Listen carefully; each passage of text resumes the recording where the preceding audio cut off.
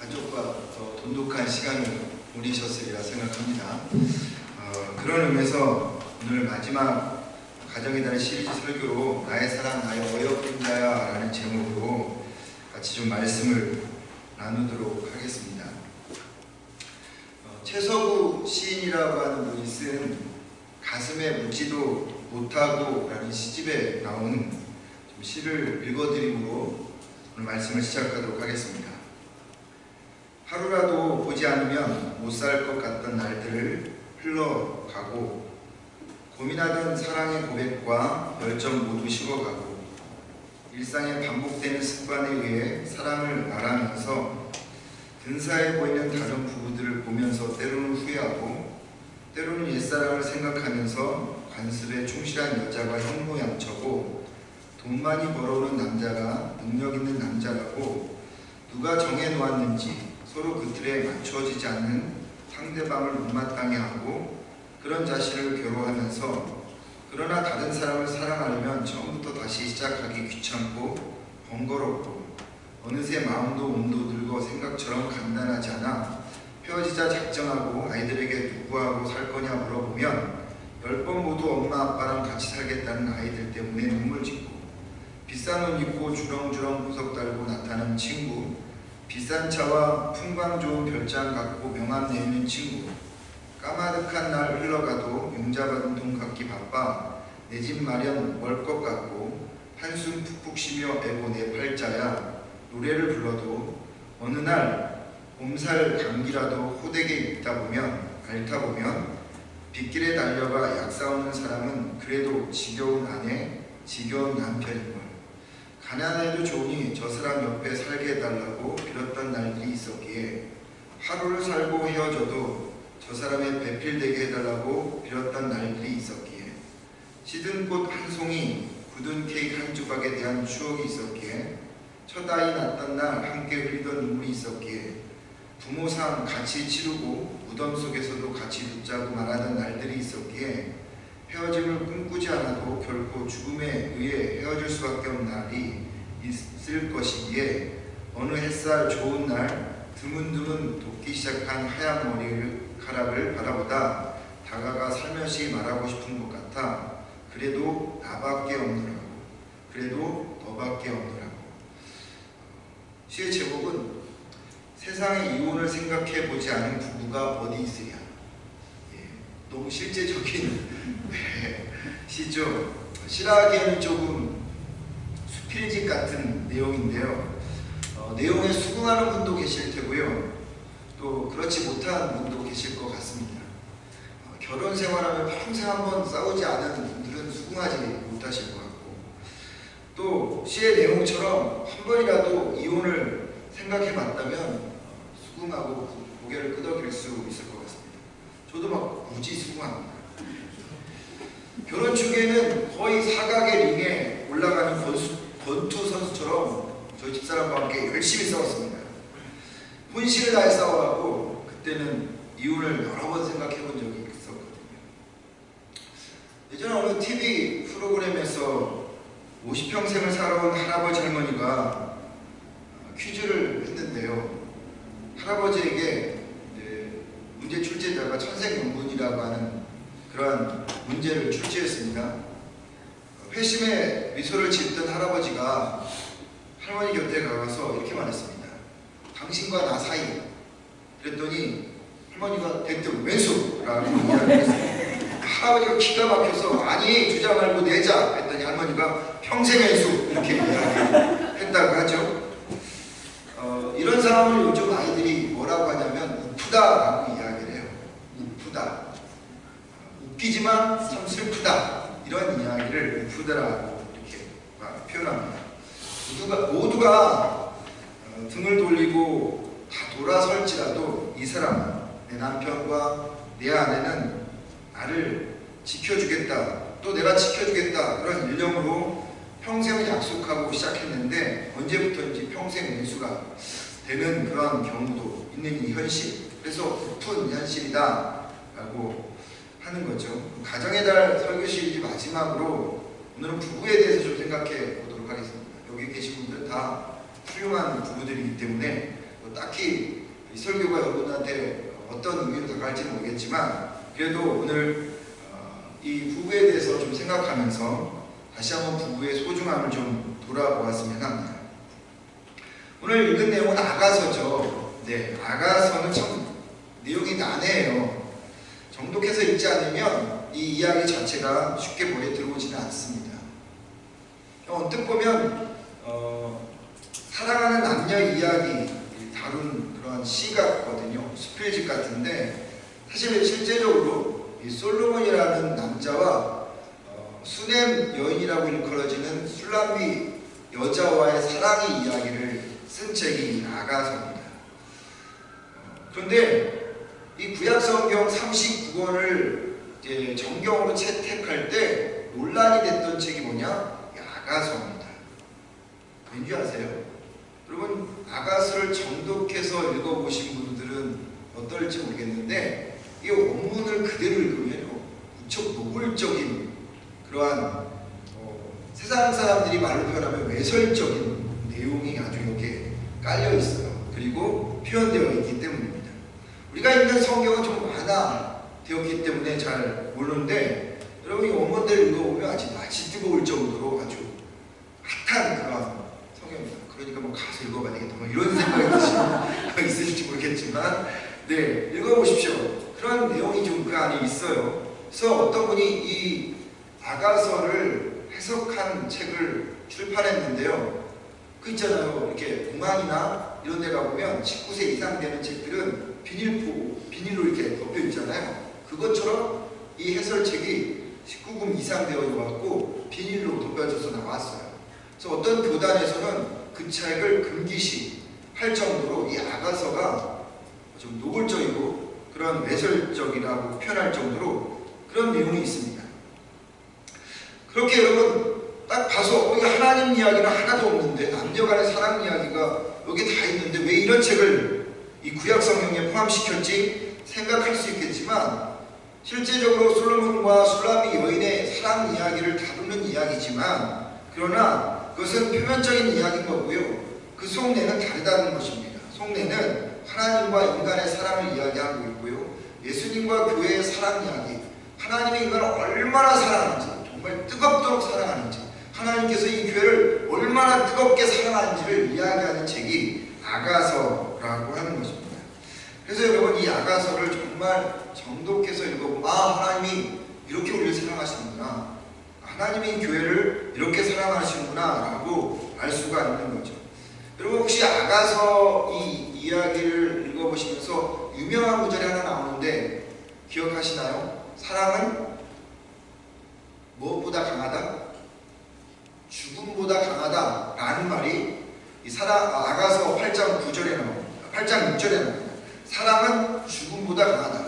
이 얘기가 이제 사람들한테 쓰여져서 이곳저곳에서 쓰여지는 거죠. 사랑은 죽음보다 강하다. 하나님께서 우리를 얼마나 사랑하는지 자기 아들 독생자를 주기까지 십자가의 죽음까지 내몰면서까지 우리를 사랑하셨다라는 그런 표현으로 말하고 있어요. 이 이야기를 그러니까 하나님이 우리를 사랑하시고 예수님이 교회를 사랑하신다라고 하는 이 아가서의 그 내면적인 이야기를 풀어서 이야기한 말씀이 에베소예요. 에베소는 바울이 쓴 책이잖아요. 바울이 뭘 썼냐면 에베소를 통해서 교회란 이런 것이다 라고 표현하고 있거든요. 그래서 여러분 이렇게 바울이 이야기합니다. 교회가 그리스도에게 하듯 아내들도 범사에 자기 남편에게 복종하라. 남편들아 아내 사랑하기를 그리스도께서 교회를 사랑하시고 그 교회를 위하여 자신을 주신 것 같이 하라. 이렇게 이야기하고 있습니다. 바울은 그리스도가 남편이고 교회가 아내라는 것이에요. 하나님은 신랑이고 우리는 신부라고 하는 것이에요. 그것을 지금 바울이 이야기하면서 결론으로 이렇게 말해요. 이 비밀이 크도다. 그리스도가 신랑이고 교회가 신부다. 하나님이 신랑이고 우리가 신부다. 이 사실이 비밀인데 이 사건이 너무나도 크다라고 표현한 겁니다. 남편과 아내의 관계, 이게 그리스도와 교회의 관계로 표현하는 거예요. 그래서 아가서는 그리스도와 교회의 관계, 하나님과 우리의 관계를 이야기하지만 결국 이야기는 남편과 아내의 이야기를 하고 있다라고 하는 것을 우리가 알 수 있다는 것입니다. 그러니까 여러분, 지금 우리 옆사람 탈 맞대고 살고 있는 내 남편, 내 아내는요, 그냥 남편이 아니고 그냥 아내가 아니라는 거예요. 내 남편은 성경에 의하면 하나님인 거예요. 내 남편은, 아내는 교회이고 또 우리라고 하는 것입니다. 그래서 여러분, 바울이 계속 이어서 이야기를, 남편이 아내의 머리됨이 그리스도께서 교회의 머리됨과 같다. 남편이 하늘이다, 남편이 하나님이다, 이런 이야기를 하면 무슨 고리타분한 시절의 이야기를 하느냐라고 이야기하지만, 성경은 분명히 이야기하기를 남편이 아내의 머리됨이라고 표현하고 있어요. 이 말은 그리스도께서 교회의 머리됨과 같다라고 표현한 내용과 같은 거예요. 그러니까 여러분, 남편은 하늘입니다. 네. 아내는 그렇다고 뭐 딱이라는 그런 이게 뭐 이게 그런 얘기가 아니라, 아내는 그 하나님이 사랑하는 아주 최고의 신부라고 하는 사실을 이야기하고 있는 거예요. 아가서는, 에베소는 그 이야기를 하고 있습니다. 이것이 여러분, 성경이 말하는 가정의 비밀이에요. 창세기 2장에 부부를 탄생시키잖아요. 이 비하인드 스토리가 이렇습니다. 아담과 하와를 탄생시켜요. 아담과 하와는 아담을 만들고 거기서 뼈를 통해서 하와를 만듭니다. 그리고 가인과 하와의 갈비뼈를 빼갖고 만드나요? 아니잖아요. 그 둘 사이에서 태어납니다. 그러면서 이제 가정이 형성이 되어진다는 거죠. 그러니까 처음 이 에덴 동산에 있어서 부부라고 하는 것은 하나님과 우리 사이를 이야기하는 거예요. 하나님이 남편이시고 우리가 아내다라고 하는 사실을 보여주는 그 상징적인 모습이 아담과 하와인 것입니다. 그렇기 때문에 이 성경 원리를 우리가 가지고 살아야 돼요. 근데 우리 이 시대의 이 논리라는 게 합리적이고 이성적인 그러한 시대이다 보니까 부부들도 좀 합리적이 되어지고 이성적이 되어져 버렸어요. 그래서 이 하나님이 원하는 성경적인 원리, 하나님이 남편이고 그리고 그 사랑하는 이 신부가 아내라고 하는 이 사이, 그리고 이 사랑하는 관계가, 이 원리가 그냥 여기저기서 깨져나가 버린 것입니다. 종종 이야기하지만 사단이 제일 대적하는 분이 하나님이잖아요. 하나님이 입으로 만들어 놨던 그 작품이 뭐예요? 부부 관계라는 겁니다. 그것을 사단이 그 이루 작전을 깨버리는 것입니다. 깨버려서 관계를 무너뜨려서, 가정을 무너뜨려서 하나님이 원하는 그 계획을 이 땅에 이루어 가지 못하도록 사단은 우리를 공격한다는 것입니다. 따라서 성경이 말하는 이 원리를 잘 우리가 가지고 그리고 행하여 살아가야 된다는 것이죠. 하나님이 교회와 우리를 사랑하듯 우리 역시도 나의 배우자, 남편과 아내를 하나님처럼 사랑하면서 살아가야 된다라고 하는 거죠. 여러분, 이 성경적인 원리를 이야기하는 본문이 아가서인데, 남편과 아내와의 그런 데이트 여러분 오래전에 다 해보셨을 텐데 적어도 한두 통 연애 편지를 많이 써보셨죠. 쓰다가 표현이 잘못되면 지워버리고, 너무 오래전의 일일까요? 그건 좀 그렇게 아닌. 하여튼 다시 쓰고 또 버리고. 예전에는 참 이쁜 그 소피 마르소와 같은 그런 이쁜 여자를 거기 들어가 있는 편지지도 있어갖고 거기다 이쁘게 한번 내 사랑하는 님에게 이러면 이렇게 편지를 보냈다가 이거 편이 좀 이상해. 그리고 지워버리고 다시 쓰기도 하고 그런 적 있었죠. 그때 어땠습니까? 설렜나요? 아니면 정말 그냥 억지로 쓴다 이런 마음인가요? 아마 설레는 마음으로 내 사랑하는 사람한테 그렇게 편지를 썼을 겁니다. 여러분들 중에 한 편지 그렇게 100통, 200통 뭐 학처럼 이렇게 만들어갖고 보내신 분도 계신가요? 별로 감옥이 없으시군요. 그런 적이 없었던 것 같아요. 전 열심히 썼었습니다. 나중에 한 몇십 년 후에 제가 그게 편지가 우연찮게 발견이 됐는데요. 어이 정말 억울하더라고요. 내가 이렇게 편지를 썼는가? 어찌됐든. 근데 여러분 그때는 그런 감정으로 우리가 썼단 말이죠. 설레면서 그 남편과 아내를 만나면서 그렇게 우리는 보냈던 적이 있었습니다. 최석우 씨가 이야기했던 것처럼 하루를 살고 헤어져도 저 사람의 배필이 되게 달라고 빌었을 겁니다. 그렇죠. 네. 정말 이 사람하고 내가 결혼 안 하면 나는 내 세상 다 끝났을 거라고 이렇게 마음을 가지고. 근데 지금은 어떤가요? 여기에 그 이현지 자매가 좀 있었어야 되는데 즉각적으로 가는 목사님 그런 지금 어떠냐고. 여러분 남편과 아내 생일을 맞이할 때 이제 편지 또 카드 쓰죠. 요즘 쓰시죠? 그때 담담합니까? 아니면 설레면서 쓰십니까? 예, 뭐 생일 맞이할 때, 뭐 어떤 기념일 맞이할 때 편지 쓸 때 어때요, 여러분? 설레시면서 씁니까? 아니면 거북이 등딱지처럼 딱딱이 굳어갖고 더 이상 감정 없이 동지애처럼 전우애처럼 그렇게 여러분 쓰고 계십니다. 이제 다 그런 감정들 다 사라지고 전우 혹은 동지처럼 살아가고 있는. 근데 여러분 오늘 이야기가 저는 꼭 마치 연애 편지가 쓰여진 것처럼 이 본문이 읽혀져요. 제가 아주 쉬운 성경으로 이 본문을 읽어볼게요. 나의 사랑, 나의 눈이여, 일어나 함께 갑시다. 겨울도 지나고 비도 그쳤으며 꽃이 피고 새가 노래하는 때가 되어서 비둘기 소리가 들리고 있어. 무화과 맺히기 시작하고 포도나무가 꽃이 피어 향기를 날립니다. 나의 사랑, 나의 님이여, 일어나 함께 갑시다. 바위 틈에 숨은 비둘기 같은 님이여, 그대의 사랑스러운 얼굴을 보이고 그대의 아름다운 목소리를 들려주십시오. 여우를 잡으십시오. 포도원을 헤치는 작은 여우를 잡으십시오. 우리의 포도원에 꽃이 피었습니다. 님은 나의 사랑, 나의 님의 사랑, 나는 님의 사랑. 그가 백합밭 가운데서 양떼를 먹이는구나. 내 사랑하는 님이여, 날이 새기 전, 어둠이 사라기 전에 돌아와서 어린 사슴처럼 되어주세요. 여러분 막 감동이 밀려오지 않습니까? 데이터는 그때가 막 생각나지 않으세요? 오늘 꼭 집에 가서 이 이야기를 한번 아내를, 남편을 얼굴을 보면서 한번 해보십시오. 사랑하는 님이요 이렇게 하면서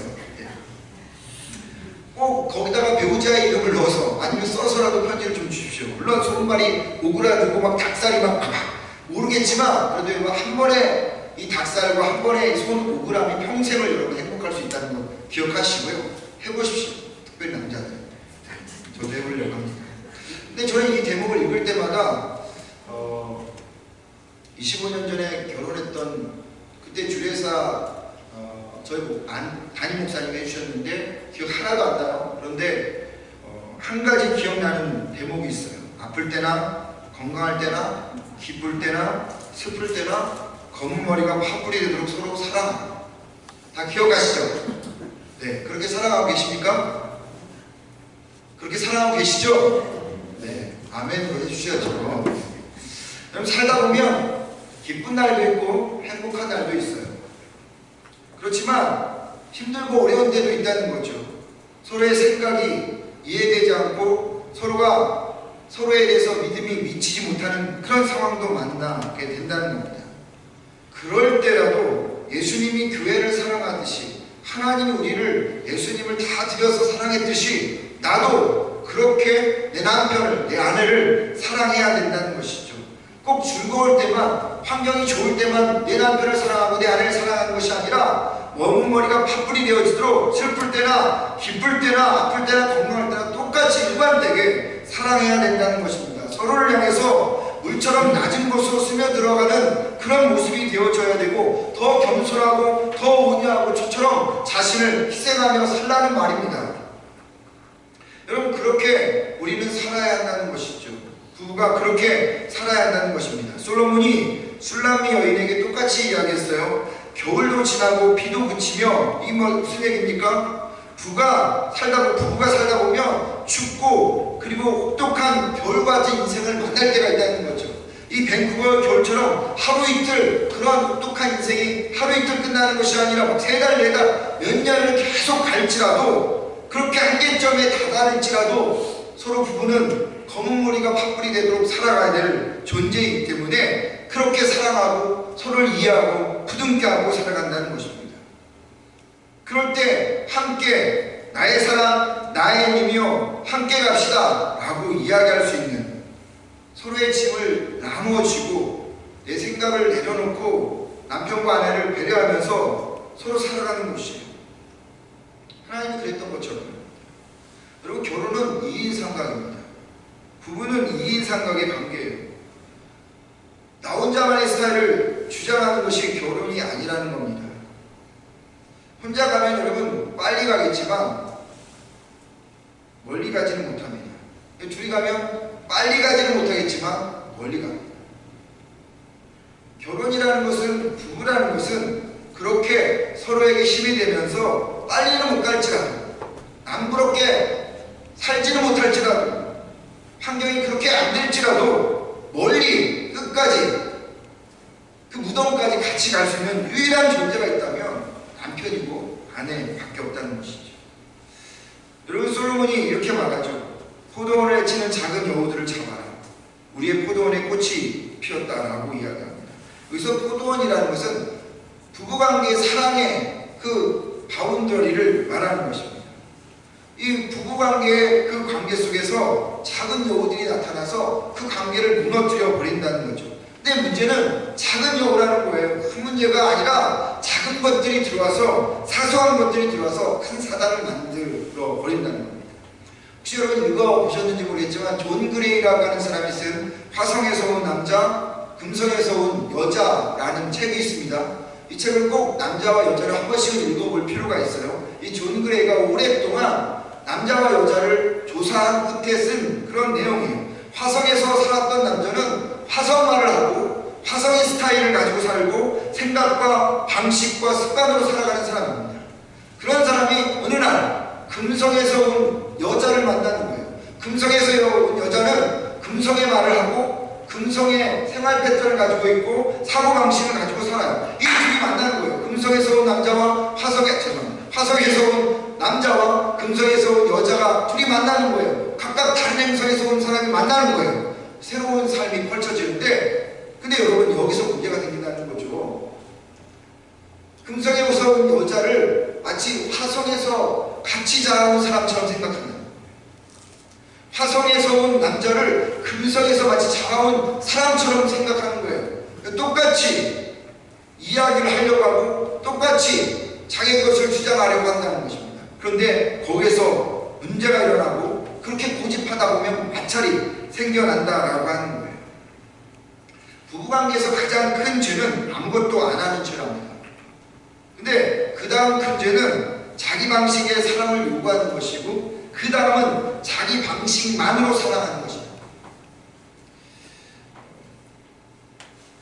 경제학에 보면 파레토 법칙이라고 있어요. 20대 80의 법칙인데 20배의 소수의 사람이 80의 사람들을 이끌어 간다는 그런 법칙이에요. 이게 이제 부부 관계에서도 존재한다고 합니다. 남편의 마음속에는 아내가 몇 퍼센트 차지하고 있을까요? 이건 참고로 먼저 이야기하기 전에 이게 평균적이지 않아요. 아닌 사람도 있고 그렇다는 것인데 이제 이야기 그 책에 나온 것을 보면 남편은 아내가 몇 퍼센트 그 마음에 차지하고 있을 거예요. 선생님 집사님 몇 퍼센트? 100% 중에 50% 이상. 어우, 예, 훌륭하신데. 예. 우리 조현수 집사님은 몇 퍼센트가? 10%요. 통계에 가면 남편은 아내가 그 마음에 차지하는 비율이 20%, 그리고 아내는 남편을 차지하는 비율은 80%라는 거예요. 네. 자, 여기에서 이제 문제가 생겨나는 거예요. 네. 아내의 마음에 남편이 차지하는 비율이 최소 80%이다 보니까 아내는 남편이 자기를 받아주지 않는다라고 생각을 할 때가 많아요. 그리고 남편이 너무 차갑다고 여겨질 때가 있습니다. 그리고 내가 해준 거 반만 좀 해줘 라고 이야기할 때도 있죠.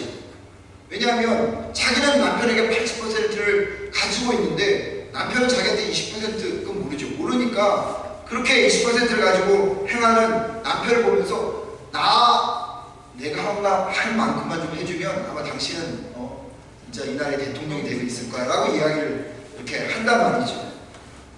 아내는 남편에게 올인한 80% 이상을 그렇게 하고 있어요. 근데 남편들은 아내를 차지하는 비율이 20%. 근데 여러분 20% 비율이 차지한다고 해서 아내를 안 사랑한다는 것이 아니에요. 20%가 있지만 그 20% 100%처럼 사랑하는 사람도 있지만 그런다는 얘기예요. 근데 나머지 80%는 뭘 차지할까요? 남편들은요, 일로 차지하는 거예요. 자기 일로 차지한다는 것입니다. 그래서 화성남자는요, 일이 우선입니다. 완벽한 아내를 만나도 이를 통해서 그 자리를 채워야만 행복하다고 느끼고요. 반대로 아무리 완벽한 아내를 만났다 해도 일의 성취를 경험하지 못하면 남자는 근본적으로 그 안에 공허하다는 것입니다. 이것이 화성남자라는 거예요.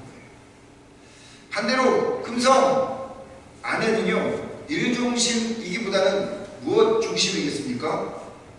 사람 중심이고 관계 중심이고 무엇보다도 가족 중심이에요. 관계가 1순위입니다. 그 관계의 1순위가 나타나는 곳이 가정이죠. 그래서 늘 아내의 관심사는 뭐에 있냐면 가정에 있다는 거죠. 그리고 그 가정에 대해서 늘 남편에게 이야기하려고 하는 거예요. 여러분 남편들 팁 하나 드리도록 하겠습니다.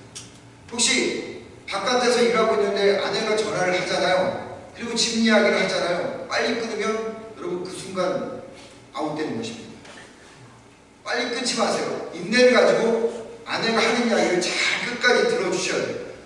보통 이야기가 집안의 시시콜콜한 이야기를 다 하고 있거든요. 근데 남편은 내가 하는 일이 너무 바빠서 그거 들을 시간 없어. 잠깐 나 지금 이거 하고 있게. 제가 그랬거든요.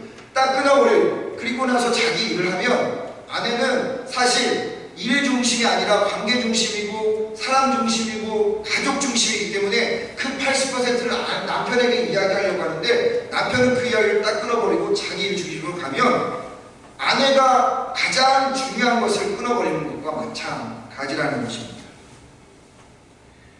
아내는 늘 관계 중심적 그리고 그것을 해결하고 하는 뭔가를 해결하려고 남편에게 요청하는 게 아니라 내 말 들어달라고 경청하는 남편이 되어야 되고요. 경청하는 아내가 되어줘야 된다는 것입니다.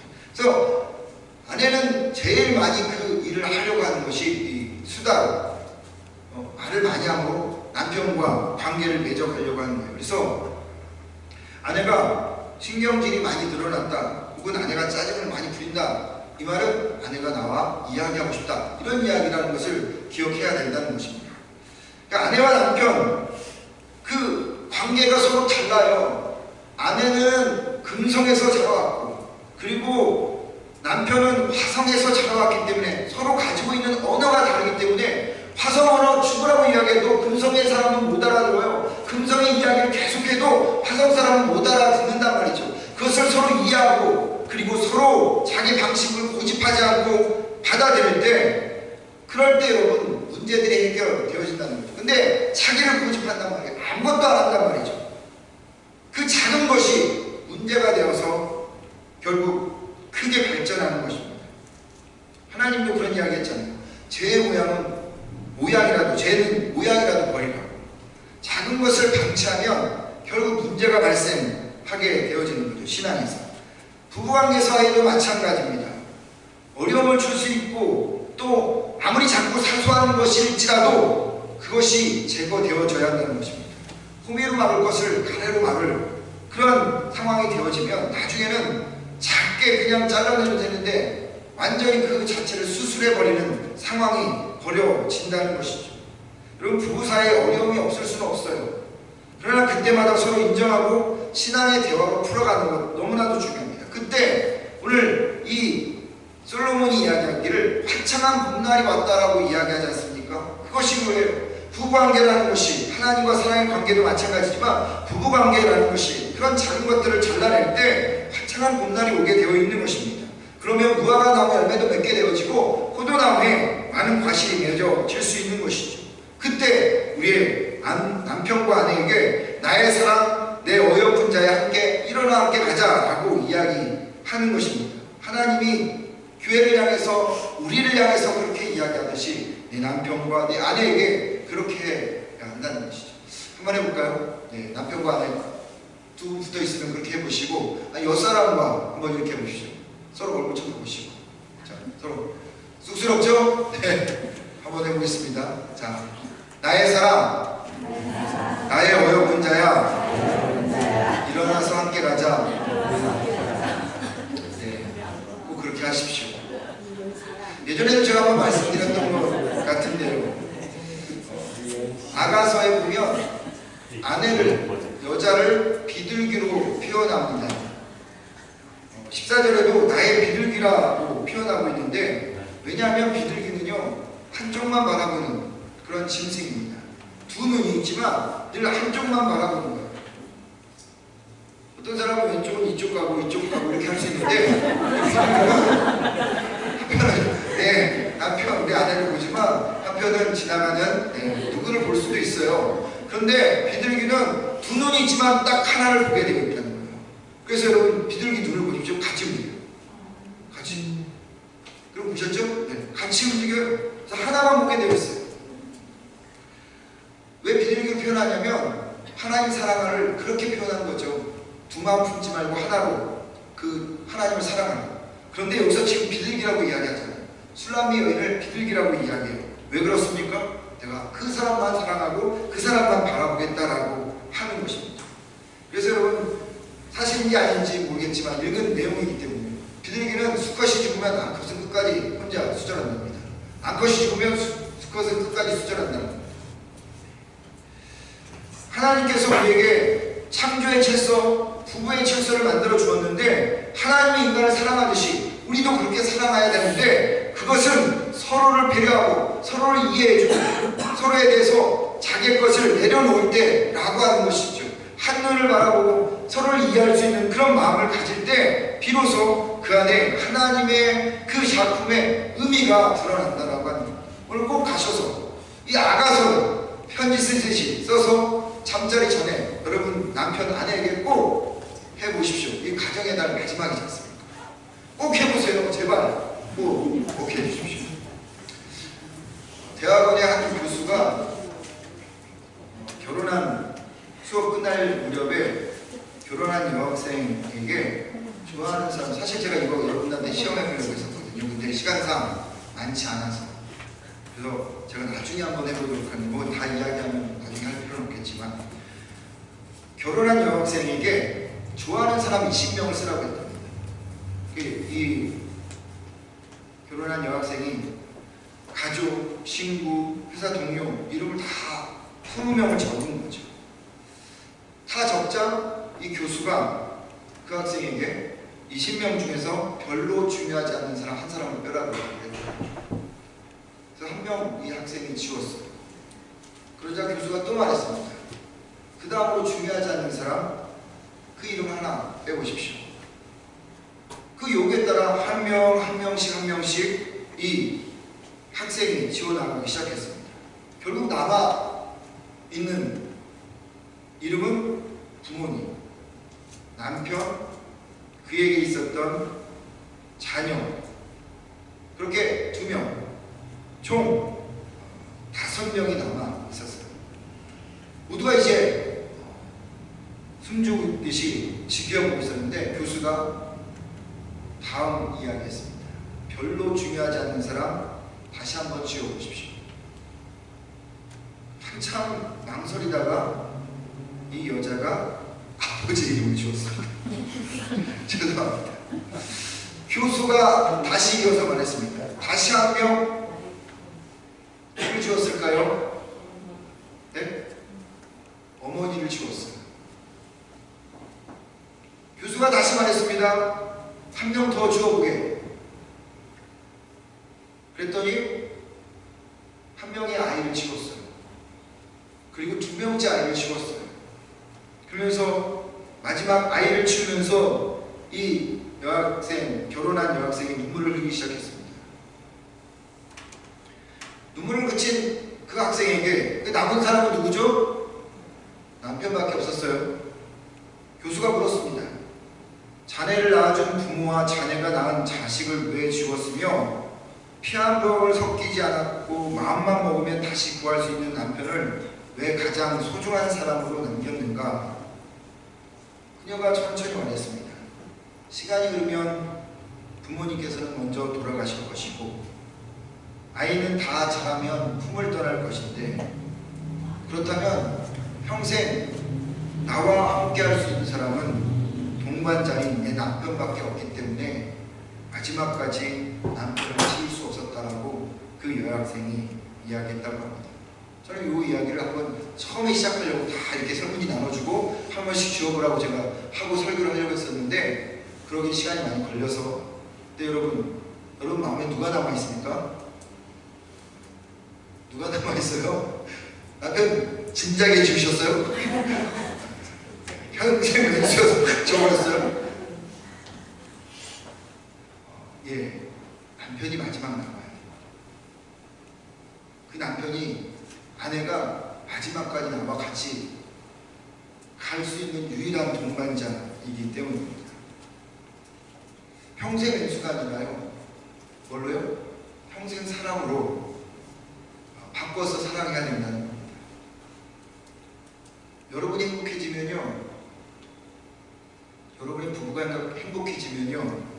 가정이 행복해지고요. 가정이 행복해지면 교회가 행복해지고요.